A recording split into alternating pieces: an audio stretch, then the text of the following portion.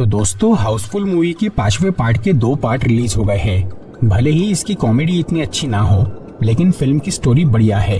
वैसे तो मैं इस तरह की मूवीज एक्सप्लेन नहीं करता हूँ, पर क्योंकि इसकी कहानी बहुत इंटरेस्टिंग है और फिल्म में 2 अलग अलग क्लाइमेक्स है, इसलिए कई लोग इसे लेकर एक्साइटेड है, जिसकी वजह से मैंने इस मूवी को 3 बार देखा और अच्छी तरह समझा। तो अगर आप इस फिल्म की स्टोरी जानना चाहते हैं तो ये वीडियो देखते रहिए। आज मैं हाउसफुल 5A और 5B को शॉर्ट में एक्सप्लेन करूंगा। तो बिना किसी देरी के आइए देखते हैं।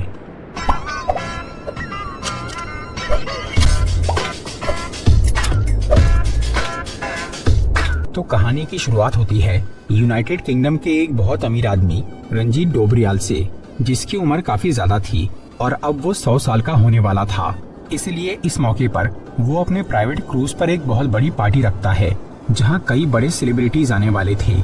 लेकिन बर्थडे से एक दिन पहले ही रंजीत की उस क्रूज पर मौत हो जाती है। उस शिप पर रंजीत की कंपनी के बोर्ड ऑफ डायरेक्टर्स मौजूद थे, जिसमें उसका बेटा देव भी शामिल था, जो कि कंपनी का CEO था। ये सभी लोग रंजीत की मौत की खबर बाहर नहीं जाने देते और वो बर्थडे पार्टी भी कैंसिल नहीं करते, क्योंकि उससे कंपनी का शेयर मार्केट गिर सकता था। लेकिन अभी सबसे बड़ा सवाल ये था कि कंपनी का मालिक किसे बनाया जाए, क्योंकि देव रंजीत की दूसरी बीवी का बेटा था। इसलिए उसे नया बॉस बनाने से सब लोग कतरा रहे थे। तब वहाँ कंपनी की वकील लूसी को बुलाया जाता है, जो कि सबको बताती है कि रंजीत ने मरने से पहले एक होलोग्राम फिल्म तैयार की थी, जिसमें उसने अपनी वसीयत के बारे में बताया है। उस वीडियो में रंजीत सबको बोलता है कि उसकी पूरी दौलत का हकदार उसका बड़ा बेटा जॉली है, जो कि रंजीत की पहली बीवी का बेटा था। जॉली कई साल पहले घर छोड़कर चला गया था, लेकिन अब वो अपने पिता के 100वें जन्मदिन पर वापस आने वाला था। उस होलोग्राम फिल्म के आखिर में रंजीत ये बोलता है कि अगर जॉली वापस नहीं आया तो उसकी दौलत कंपनी के सभी बोर्ड ऑफ डायरेक्टर्स में बांट दी जाए। ये सुनकर वो सब लोग सोचने लगते हैं कि जॉली वहाँ नहीं आए और वो पैसा उन्हें मिल जाए। लेकिन बर्थडे वाले दिन जलाबुद्दीन नाम का एक आदमी उस क्रूज पर आता है और वो खुद को जॉली बताता है। उसके साथ ज़ारा नाम की एक लड़की थी, जो कि उसकी बीवी थी। कंपनी के मेंबर्स के पास जॉली की कोई फोटो नहीं थी, लेकिन रंजीत ने उन्हें अपने बेटे की कुछ निशानियां बताई थी, जैसे कि वो लेफ्टी है, उसकी कमर पे जलने का घाव है और उसकी बीवी फॉरेनर है। ये सारी निशानी इस जलाबुद्दीन से मैच हो रही थी, इसलिए सब लोग उसे जॉली मान लेते हैं। पर तभी जलभूषण नाम का एक आदमी और उसकी बीवी शशिकला उस क्रूज पर आते हैं। ये आदमी भी खुद को जॉली बताता है। फिर जूलियस नाम का एक आदमी और उसकी बीवी कांची वहाँ आते हैं। ये भी जॉली होने का दावा कर रहा था और इन तीनों ही आदमियों के पास वो सारी निशानियां थी जो कि रंजीत ने अपने बेटे के बारे में बताई थी। इसलिए वो सभी जॉली आपस में लड़ने लग जाते हैं और खुद को असली और एक दूसरे को नकली कहते हैं। तब रंजीत का दूसरा बेटा देव सच का पता लगाने के लिए उन तीनों जॉली का DNA टेस्ट करने का फैसला करता है और ये काम रंजीत के पर्सनल डॉक्टर अमन जोशी को दिया जाता है, जो कि जलाबुद्दीन, जलभूषण और जूलियस का ब्लड सैंपल ले लेता है, जिसकी रिपोर्ट अगले दिन की सुबह आने वाली थी। लेकिन उससे पहले उस क्रूज पर रंजीत का बर्थडे सेलिब्रेशन होता है, क्योंकि कंपनी के मेंबर्स और इन 3 जॉली के अलावा किसी को ये नहीं मालूम था कि रंजीत मर चुका है। फिर उस पार्टी में आखिरी पास्ता नाम का एक आदमी मजाक मजाक में कुछ लोगों की ड्रिंक्स में मधोशी की दवा मिला देता है, जिसे वो 3 जॉली और उनकी बीवियां पी लेती है। इससे उन्हें नशे का ओवरडोज हो जाता है और वो उल्टी सीधी हरकतें करने लगते हैं। अगले दिन वो 3 आदमी एक दूसरे की बीवियों के साथ सोकर उठते हैं और किसी को भी कुछ भी याद नहीं रहता। इसके अलावा उनके पास दूसरों की कुछ चीजें मौजूद थी, एक गन, कपड़े, फोन, जूते और एक कटी हुई उंगली। इसके बाद सभी जॉली, उनकी बीवियां और कंपनी के मेंबर्स उस क्रूज के हॉल में आते हैं, जहां वो डॉक्टर ने सबको DNA रिजल्ट बताने के लिए बुलाया था। लेकिन डॉक्टर वहां नहीं आता, बल्कि अचानक छत से उसकी लाश सबके सामने आकर गिरती है, जिसे देखकर जलाबुद्दीन को याद आता है कि उसने नशे में डॉक्टर की उंगली काटी थी। जूलियस को याद आता है कि उसने डॉक्टर पे वार किया था और जलभूषण ने डॉक्टर को घसीटा था, लेकिन वो तीनों ये बात किसी को नहीं बताते। फिर कंपनी के मेंबर्स एक जॉली के पास डॉक्टर का फोन और उसकी कटी हुई उंगली देख लेते हैं। तब देव बोलता है कि डॉक्टर अमन जोशी ये साबित करने वाला था कि असली और नकली जॉली कौन है, इसलिए उन तीनों या उनकी बीवी में से ही किसी ने डॉक्टर को मारा है। इसकी वजह से देव, जूलियस, जलाबुद्दीन, जलभूषण और उन सब की बीवियों को शिप की जेल में बंद करवा देता है और वो पुलिस को वहाँ बुलवाता है। तब कंपनी की एक बोर्ड ऑफ डायरेक्टर माया अपने एक्स हस्बैंड बाबा को कॉल करती है, जो कि लंदन का पुलिस वाला था। माया उसे वो मर्डर के बारे में बताकर उस क्रूज पे आने बोलती है, लेकिन बाबा और उसका साथी भिड़ू अभी अभी ही अपनी बेवकूफ़ी की वजह से सस्पेंड हुए थे। पर वो ये बात माया को नहीं बताते और सोचते हैं कि अगर वो उस मर्डर केस को सॉल्व कर दे तो उन्हें उनकी नौकरी वापस मिल जाएगी। इसीलिए वो अपने हेलीकॉप्टर से शिप पे जाने के लिए निकल जाते हैं। दूसरी तरफ शिप की जेल में सभी जॉली आपस में ये कबूल कर लेते हैं कि वो तीनों ही नकली है और पैसों के लालच में ये नाटक कर रहे थे। असल में कुछ टाइम पहले रंजीत ने अपने बेटे जॉली का पता लगाने के लिए जूलियस को वो काम सौंपा था, जो कि एक प्राइवेट डिटेक्टिव है। लेकिन जूलियस ने वो दौलत हासिल करने के लिए खुद ही जॉली बनने का फैसला कर लिया, क्योंकि उसे ये मालूम था कि रंजीत बहुत बीमार है और वो जल्द ही मरने वाला है। इसीलिए उसने जॉली की पहचान के सारे निशान अपने ऊपर ले लिए ताकि वो कंपनी के मेंबर्स को बेवकूफ बना सके। और उसने कांची नाम की एक लड़की को अपनी नकली बीवी बनने के लिए कहा। पर कांची असल में जलालुद्दीन की गर्लफ्रेंड थी, जिसने अपने बॉयफ्रेंड को जॉली का सीक्रेट बता दिया।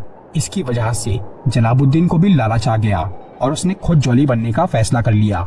और क्योंकि कांची जूलियस के साथ जा रही थी, इसलिए जलालुद्दीन ने ज़ारा नाम की एक लड़की को अपना प्लान बताया और उसे अपनी नकली बीवी बनने के लिए कहा। लेकिन ज़ारा जलभूषण की गर्लफ्रेंड थी, जिसने अपने बॉयफ्रेंड को वो बात बता दी। इसलिए जलभूषण ने भी जॉली बनने का सोच लिया और उसने शशिकला को अपनी नकली बीवी बना लिया। इसके बाद जूलियस, जलालुद्दीन और जलभूषण रंजीत के मरने का इंतजार करने लगे। और जैसे ही वो खत्म हुआ, तब वो तीनों उसके बर्थडे वाले दिन जॉली बनकर क्रूज पे आ गए। लेकिन उन्होंने सोचा नहीं था कि वहाँ 3 तिगाड़ा काम बिगाड़ा हो जाएगा, ऊपर से वो डॉक्टर का मर्डर। इसलिए अब उन्हें ये डर लग रहा था कि पुलिस वहाँ आते ही उनका डीएनए टेस्ट करेंगी और वो तीनों नकली जॉली बनने और मर्डर केस में फंस जाएंगे। तब वो सब लोग किसी तरह उस जेल से बाहर आते हैं और जूलियस, जलभूषण और जलालुद्दीन अपनी गर्लफ्रेंड्स को शिप की लैब में जाकर सारा डीएनए सैंपल डिस्ट्रॉय करने बोलते हैं। और वो तीनों रंजीत की लाश को पानी में फेंकने का सोच लेते हैं, ताकि बिना उसकी बॉडी के दोबारा कोई डीएनए टेस्ट ना हो पाए और किसी को भी कभी ये पता ही ना चले कि असली जॉली कौन है। फिर ज़ारा, कांची और शशिकला लैब में जाकर वो डीएनए सैंपल फेंक देती है। लेकिन तभी वहाँ पर बेदी नाम का एक बोर्ड ऑफ डायरेक्टर आ जाता है, इसीलिए वो तीनों छुप जाती है। फिर वहाँ उन्हें दिखता है कि बेदी वो डॉक्टर की लाश से कुछ छेड़छाड़ कर रहा है, जिसका वो वीडियो बना लेते हैं। और उन तीनों को ये यकीन हो जाता है कि बेदी ही उस डॉक्टर का किलर है। उधर जूलियस, जलभूषण और जलालुद्दीन रंजीत के कमरे में जाकर उसकी लाश उठाते हैं और उसे समुंदर में फेंकने की कोशिश करते हैं। लेकिन इसमें उन्हें बहुत प्रॉब्लम होती है, इसलिए वो एक कमरे में जाकर अलमारी में वो लाश छुपा देते हैं। तब वहाँ उनकी गर्लफ्रेंड्स आती है और बताती है कि बेदी ही असली कातिल है। फिर जलालुद्दीन, जूलियस और जलभूषण उस अलमारी से लाश निकालकर दोबारा उसे फेंकने की सोचते हैं, पर वो जल्दबाजी में अलमारी का दूसरा साइड खोल लेते हैं, जिसमें से बेदी की लाश निकलती है। लेकिन वो तीनों इस पर ध्यान नहीं देते और वो लाश लेकर नीचे चले जाते हैं। पर तभी वहाँ बाबा और भिड़ू यानी वो 2 पुलिस वाले आ जाते हैं, जिसे वो तीनों बोलते हैं कि बेदी ही किलर है। पर तब उन्हें अपने पास बेदी की लाश दिखती है। इसकी वजह से उन तीनों को फिर से जेल में डाल दिया जाता है और पुलिस उनसे सख्ती से पूछताछ करती है। लेकिन पुलिस को ये समझ में आ जाता है कि उन्होंने कोई मर्डर नहीं किया, इसलिए भिड़ू और बाबा उस क्रूज की छानबीन करते हैं। इससे उन्हें मर्डर की पूरी कहानी समझ में आ जाती है। उस रात किसी ने पहले डॉक्टर की उंगली काटी थी। वो काम जलालुद्दीन ने नशे में किया था, पर वो खूनी नहीं था। उंगली कटने के बाद डॉक्टर अपनी लैब में गया, जहाँ किलर ने उसके मुंह में पीनट ठूस दिए, क्योंकि अमन को पीनट से एलर्जी थी। तब डॉक्टर वहाँ से भागा और वो एलर्जी से मरने ही वाला था। तब जूलियस ने नशे में डॉक्टर के ही एंटी एलर्जी इंजेक्शन से उस पे वार किया। मतलब जूलियस ने डॉक्टर को नहीं मारा, बल्कि वो उसे बचा रहा था। इसके बाद वो किलर वहाँ आया और उसने डॉक्टर को मार दिया। फिर कुछ देर बाद जलभूषण ने नशे में उसकी लाश को घसीटा, पर वो भी खूनी नहीं था। तो पुलिस के हिसाब से असली किलर देव था, जिसने डॉक्टर और बेदी को मारा। देव के जूते में सीसीटीवी रूम की एक चिप लगी थी, क्योंकि उसने मर्डर के बाद सीसीटीवी रूम में जाकर वहां तोड़फोड़ की थी। इसके अलावा पुलिस को बेदी के रूम में देव का सिगार मिला। इससे उन्हें समझ में आया कि बेदी को भी उसी ने मारा है, क्योंकि बेदी ने लाश के पास देव का पेन देख लिया था और वो ये जान गया था कि देव ही किलर है।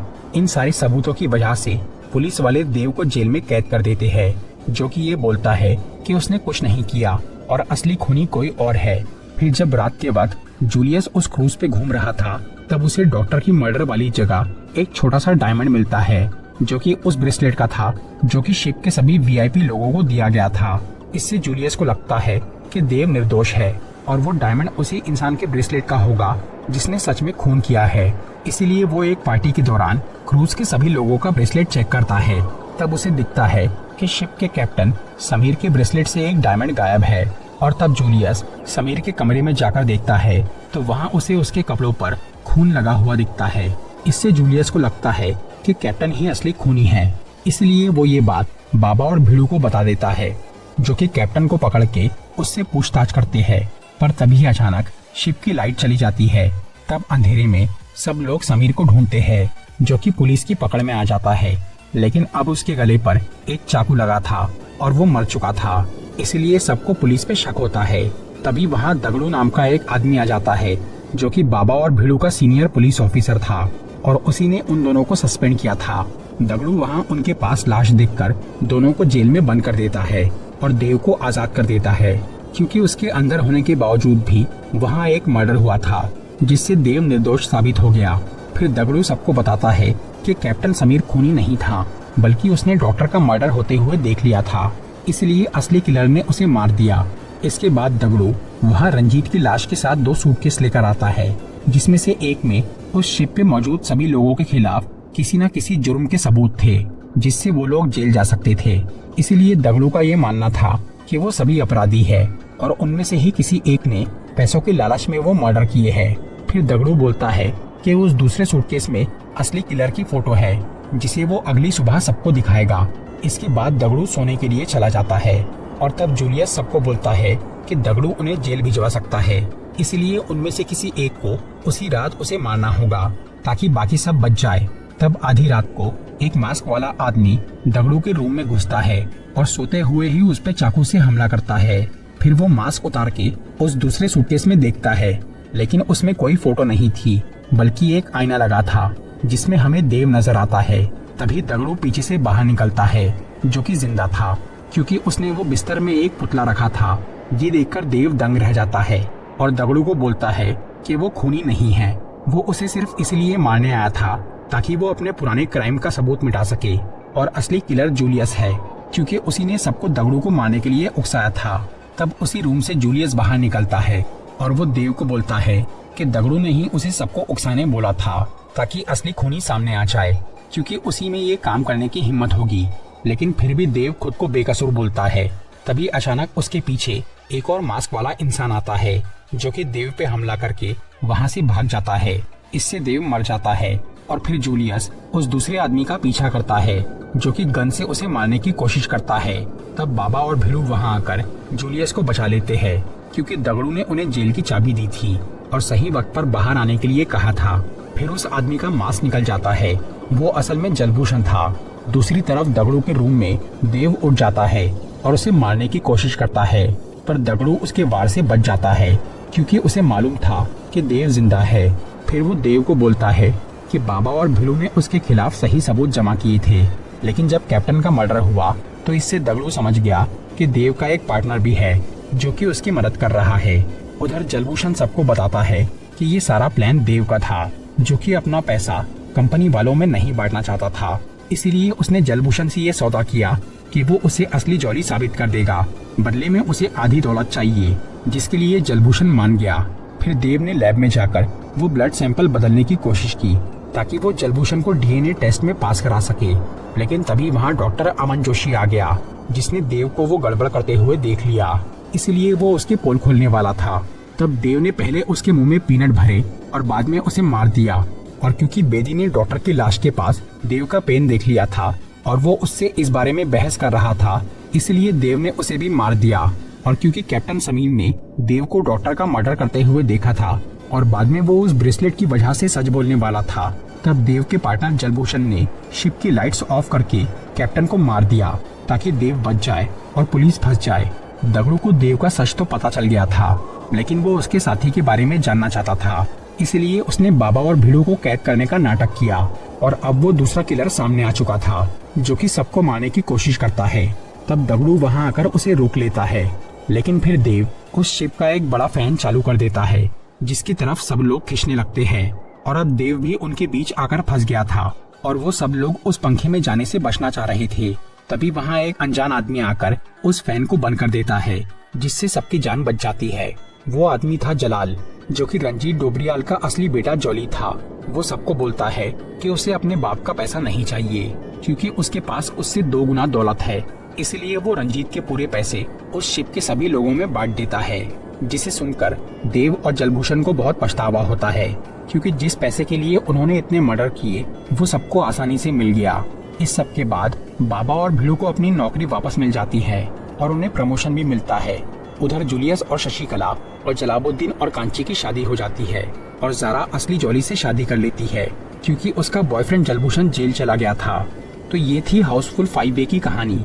अब अगर 5B की बात करें तो उसमें बाकी पूरी मूवी तो सेम ही है, बस लास्ट में देव की जगह किलर कोई और होता है और वो थी कंपनी की बोर्ड ऑफ डायरेक्टर माया, जिसके ऊपर बहुत सारा कर्ज था। इसलिए वो रंजीत की दौलत हासिल करना चाहती थी, जिसके लिए उसने जलभूषण को असली जॉली साबित करके उससे 50% लेने का सौदा किया। मतलब इस पार्ट में भी जलभूषण ही दूसरा किलर था। स्टोरी के पहले वर्जन में देव ने वो ब्लड सैंपल बदलकर डॉक्टर को मारा था और फिर बेदी को, लेकिन इस वर्जन में माया ने उन दोनों को मारा। इस पार्ट में भी बाबा और भिड़ू को देव के खिलाफ मर्डर के सबूत मिले थे, लेकिन इस बार वो सबूत माया ने देव को फंसाने के लिए तैयार किए थे, जिसे दगड़ू पहचान लेता है और उसे ये भी पता चल गया था कि माया का एक पार्टनर है जिसने कैप्टन को मारा क्योंकि उसने माया को डॉक्टर का खून करते हुए देखा था। इस पार्ट में देव की जगह माया आधी रात को दगड़ू को मारने आती है, जो कि बोलती है कि जूलियस ने सबको उकसाया है। फिर वो दूसरा किलर यानी जलभूषण वहां आकर माया को मारने का नाटक करता है। इसके आगे की कहानी वैसी ही है, बस यहाँ देव की जगह माया और जलभूषण जेल में जाते हैं।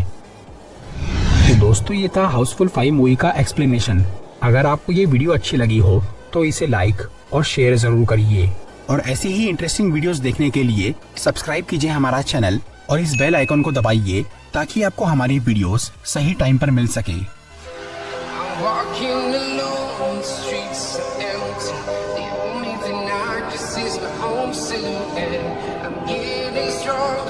Step by step, the clock is ticking, but there's no time for